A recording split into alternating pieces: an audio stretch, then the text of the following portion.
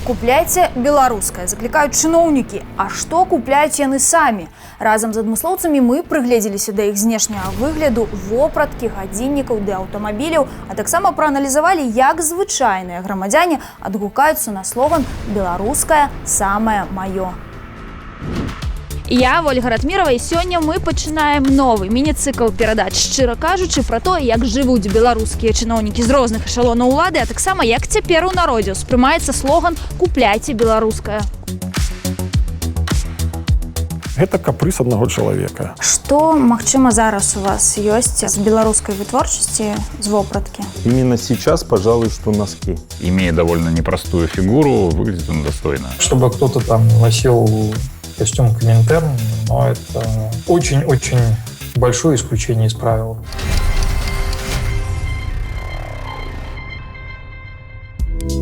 У 1990-х годах палітыкі і чыноўнікі жылі дастаткова сціпла. Напрыклад, Александр Лукашенко падчас прэзідэнцкай выбарчай кампаніі перасоўваўся звычайна на «Жигулях» 7-й мадэлі і меў небагаты гардэроб. Адметны факт. У Лукашэнкі падчас выбараў у Доме ўраду адбылася сутычка з супрацоўнікамі галоўнага ўпраўлення дзяржаўнай аховы. Яго парваны касцюм, у якім ён выступаў перад выбаршчыкамі, забралі ў межах следства на экспертызу.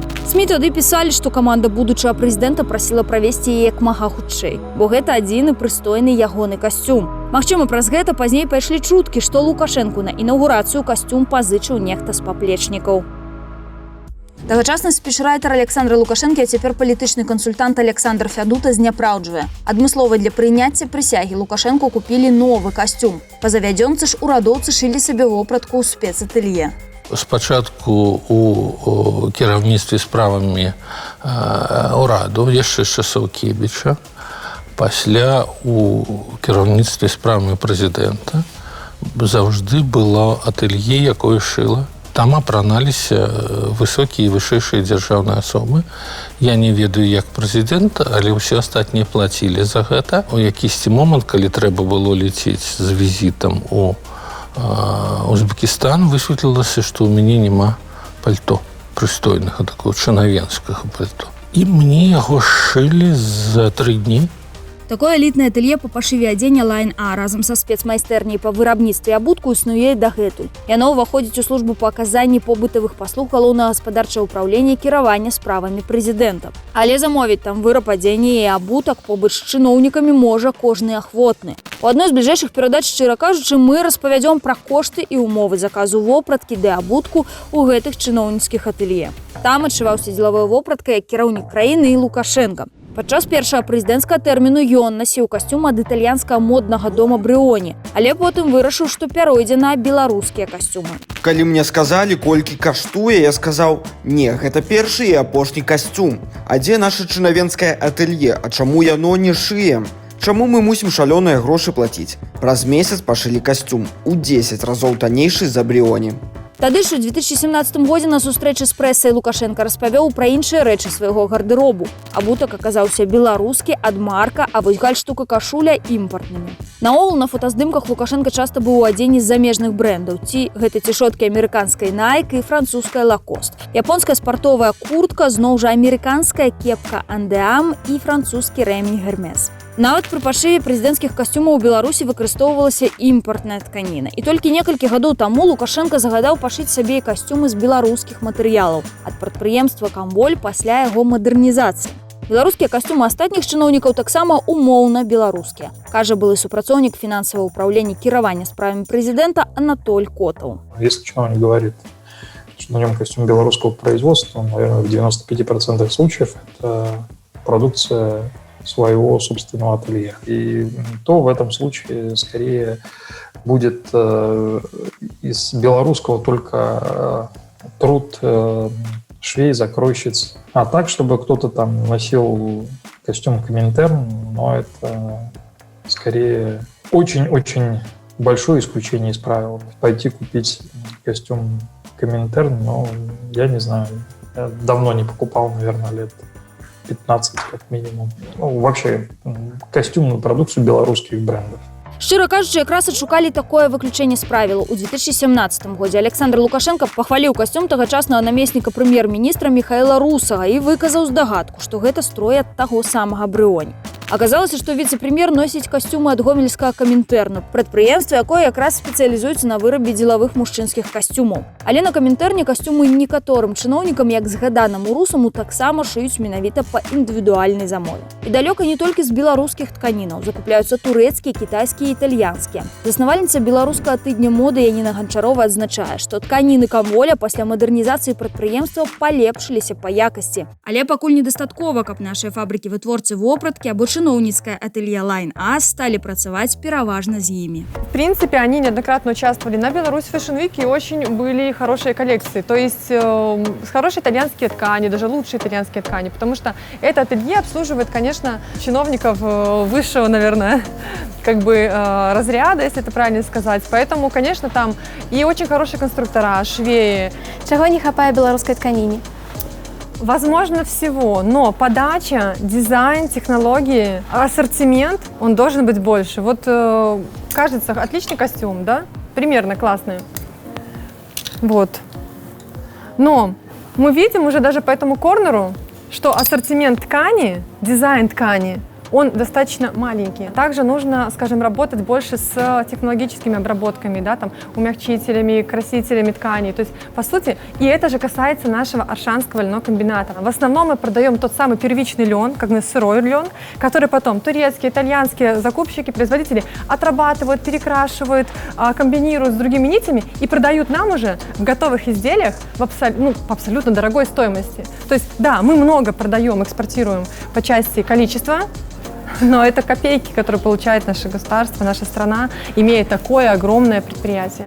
Вядомы мінскі мадэльер, дызайнер мужчынскіх касцюмаў Дмітрый Забалотны працуе з імпартнымі і з беларускімі тканінамі. Па яго словах, кошт працы па стварэнні касцюма аднолькавы, а вось менавіта матэрыял для пашыву вызначае вялізную розніцу ў коштах. Мы можем сделать красивый, элегантный костюм из белорусской камольной ткани, которые, слава богу, сейчас уже есть и производятся. Это может быть стопроцентная шерсть, даже суперованная. Либо это может быть там шикарная итальянская ткань с шелком и кашемиром, и между ними разница в цене будет колоссальная. То есть белорусскую ткань мы купим там за каких-то, допустим, 10-15 евро, а итальянская может стоить до 500 и выше, да, за метр. На каментарні распавядалі, што былому віцэ-прэм'еру русаму шылі па 3-5 касцюмаў на год. Паводле Дмітрия Забалотнага, гэта адпаведная колькасць, каб выглядаць па-свежаму і па-разнастайнаму, хоць чыноўніцкі дрэс-код і кансерватыўны. Основная, наверное, грех белорусского мужчины в классическом гардеробе – это попытка уложиться в один костюм, в лучшем случае в два, и снашивать их до дыр. Яніна Ганчарова ацэньвае сярэдні кошт дзелавых касцюмаў топавых беларускіх чыноўнікаў, якія адшываюцца ў асноўным у спецателье ў 1000-1500 рублёў. Таксама мы абмеркавалі з эксперткай паводле фотаздымкаў тое, як яны апранаюцца. Па яе словах, чыноўніцкі дрэс-код стаў мякчэй, і на неафіцыйных мерапрыемствах чыноўнікі могуць з'явіцца нават у джинсах пад пінжак ці кашулю. Іншая справа мерапрыемствы, напрыклад, з удзелам кіраўніка краіны, калі ўсе чыноўнікі апранутыя як пад капірку. Какие-то вот белая либо голубая рубашечка, так, наверное, представляю, вспоминаю телевизионную картинку. И никаких, наверное, модных костюмов, никаких коричневых, там, синих, все, наверное, в черном. Чорным или темно-синім? Ну, давайте на прикладах. Вось, наприклад, Галаўчанка. У якім ён костюме, як вы лічыце? Ну, это белорусский? Ой, ну так сложно определить, белорусский, не белорусский. Я думаю, что нет. Я думаю, что правоохранители правопорядка, они точно в белорусской одежде. Сённяшняя чыноўніцкая мода, як мы бачым і па фотаздымку з прэм'ер-міністрам Галаўчанкам, зашпільваць піджак на один гузік. Паводле Яніны Ганчаровай, гэты элемент дрэс-коду прадыктаваны хутчэй фізіялагічнымі асаблівасцямі постаці таго альбо іншага чыноўніка. Мне это не нравится. Мне кажется, что костюм недозастегнут. Ну, то есть, я сразу нахожу в нем недостаток, его животик. Может быть, особенности фигуры, может быть, им так удобнее. Хотя вот здесь я вижу, что вот эта даже верхняя пуговица застегнутая, она, прямо в натяжение. Хотя, может быть, человек идет, и на фотографии, знаете, вот так рука назад ушла, и поэтому вот эту полицию, переднюю часть пиджака, оно затянуло. Либо очень маленький пиджак.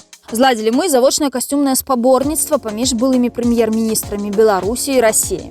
Сергеем Румасом и Дмитрием Медведевым. Мне в данном случае нравится, как одет Медведев, потому что, мне кажется, ему костюм... то есть он на нем сидит, для мой взгляд, визуально комфортнее. То есть он как литой, как с иголочки.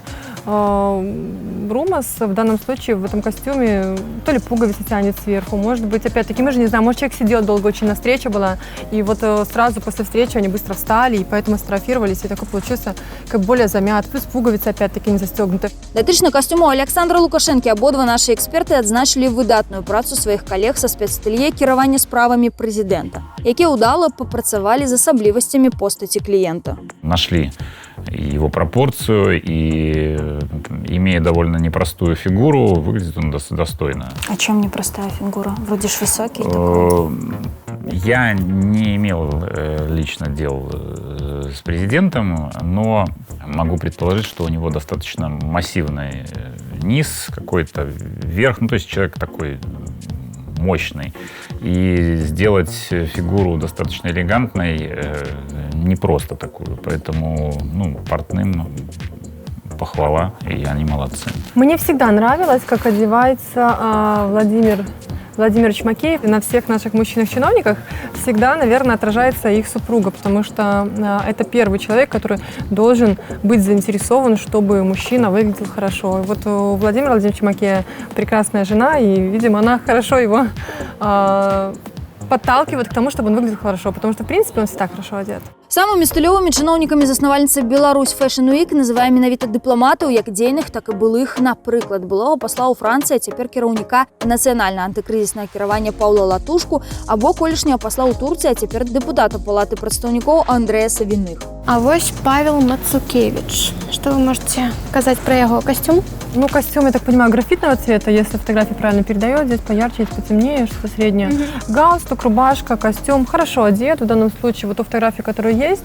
И вы сразу показываете мне фотографии его на отдыхе. Я бы не купила себе и своим близким футболку вот с таким вот ярким принтом. Хотя, возможно, он попал где-то под дождь до этого, он просто первую по в магазине купил футболку и уже... То есть я пытаюсь его как-то оправдать, да, идеализировать. Потом, в принципе, и на отдыхе, и в рабочей среде одет хорошо.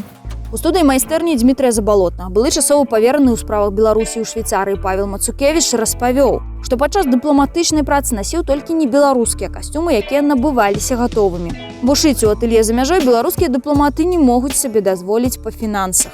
Што, магчыма, зараз у вас ёсць з беларускай вытворчасці, з вопраткі? Зараз на вас ёсць нешта? Ну, именно сейчас, пожалуй, что носки брестского производства, если я не ошибаюсь, потому что сложно найти носки сопоставимого качества и цены. Были белорусские костюмы Коминтерн. Когда моя дипломатическая карьера только-только начиналась, я их в чем-то считал, знаете, как доспехи, потому что их можно было не утюжить, они практически не мялись, и можно было, образно говоря, так в конце дня, рабочего дня поставить костюм в углу, не повесить, а поставить вместе с брюками, потому что они были, не было в них натуральных материалов. То есть этот костюм, в принципе, не знал сноса. Выглядел, по-моему, тоже очень неплохо, но... Зараз есть у гардеробе белорусские костюмы, те апранаеце вы их ці не? Нет, в данный момент сейчас нету. Итальянские, немецкие костюмы в основном в моем гардеробе. А цяпер праверым рукі нашых чыноўнікаў. Гадзіннік – важны статусны аксесуар.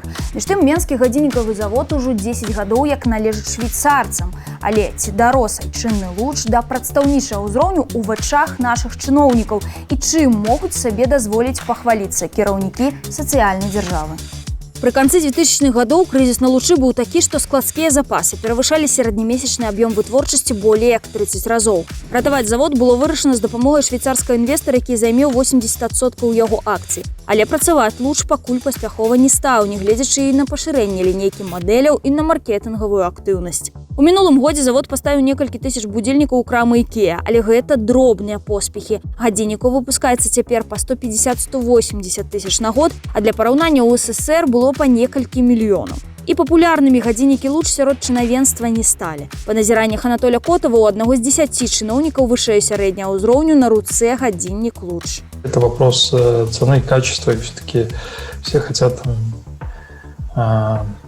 не то чтобы похвастаться, выглядеть достаточно неплохо, поэтому я рискну предположить, что самой такой усредненно популярной маркой будет какой-нибудь Тиссо, потому что не очень запредельно дорого и базовые модели. Александр Лукашенко некалькі разоў быў заўважаны і адлюстраваны на фотаздымках з дастаткова дарагімі гадзіннікамі на руцэ. На адным са здымкаў 2009 году знаўцы высветлілі, што гэта гадзіннік Patek Philippe, які на той час каштаваў па $20 000. У тым самым годзе Лукашенко сам згадаў гэтую марку гадзінніка, калі сустракаўся са швейцарскімі бізнесоўцамі наконт мадэрнізацыі завода «Луч». Для мяне важна насіць беларускае, я гатовы насіць лучше не які-небудзь Patek Philippe ці нешта іншае.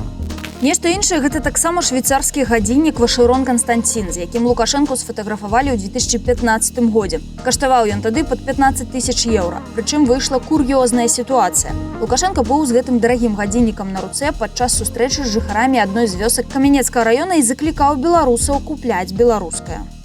Легкавікі беларускай зборкі даўняя мара Александра Лукашэнкі. Спачатку беларускіх кіроўцаў спрабавалі перасадзіць на беларуска-іранскія саманды. Цяпер актыўна прасоўваюць «Джылі», аднак наколькі паспяхова. Шчыра кажучы, зазірнула ў службовыя і прыватныя аўтапаркі кіраўніцтва краіны. Пасля перамогі на выбарах 94 году Лукашенко змяніў «Жигулі» на ГАЗ-14 «Чайка», на якой ездзілі яшчэ БССРаўскія кіраўнікі. Затым былі некалькі мерседесаў, у тым ліку лімузін тыпа «Задорожнік», а таксама пара «Ауді». Ездзіў па Менскую «Майбах» з прэзідэнцкім нумарам 001. Але Лукашенко запэўніваў, што шыкоўнае аўто – гэта падарунак, і ён яго аддаў у дзяржаўны гараж. Гаворка пра Белтрансспецаўта, кіраванне справамі прэзідэнта. Галоўная яго задача Белтрансспецаўта – транспартнае абслугоўванне дзяржаўных органаў і замежных дэлегацый. У розных ведомстваў ёсць і свае аўтапаркі, якія апошнім часам папаўняюцца перадусім аўтамабілямі «Джылі», зборка якіх наладжана сумесна з кітайцамі ў Беларусі. І гэта на пастаянным такім кантролі ў нашым урадзе. То есть усіх чыноўнікаў, там не чыноўнікаў, усіх яны чуть не там прэм'ер-міністру адказваюць раз у месяц, як у іх ідзе прасоўванне гэтых машын. Так, банкіры тыя ж самыя, як яны крэдытуюць, які там лізінг.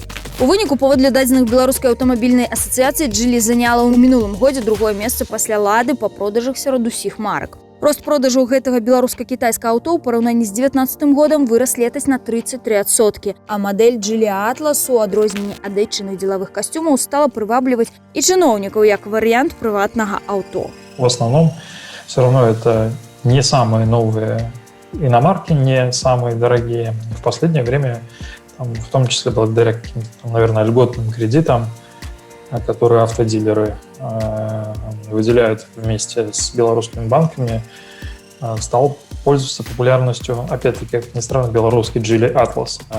Так, я бы не сказал, что там кто-то сильно шипует, либо разъезжает на супердорогих иномарках. По крайней мере, эту сторону жизни никто не выпячивает. Не знаю, на стоянке возле того же самого министра иностранных дел, либо в районе администрации президента нельзя увидеть там роскошный автопарк. Дырэктар агентства дзелавых сувязяў Валентин Лопан лічыць, што з пункту гледжання маркетынгу «Джылі» прасоўваецца слушна, але народным аўтамабілем ён наўрад ці стане. Бо ў Беларусі замалы рынак дзеля таго, каб такая вытворчасць акуплялася.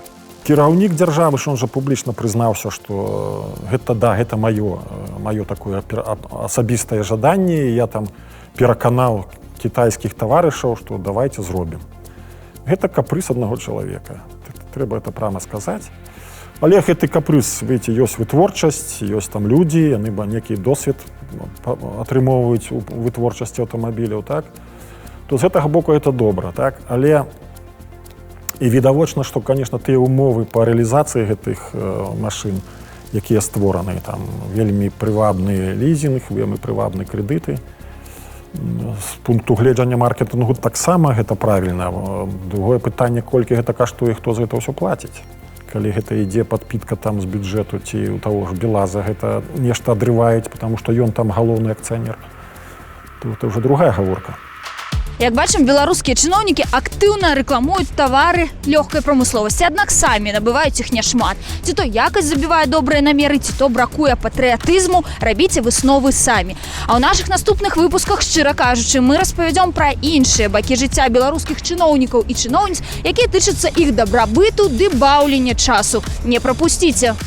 Чарговыя допыты ключавых удзельнікаў актуальных палітычных падзей у праграме «Шчыра кажучы» вы можете паглядзець таксама на Smart TV і ў групах Белсату на Ютубе ды ў сацыяльных сетках.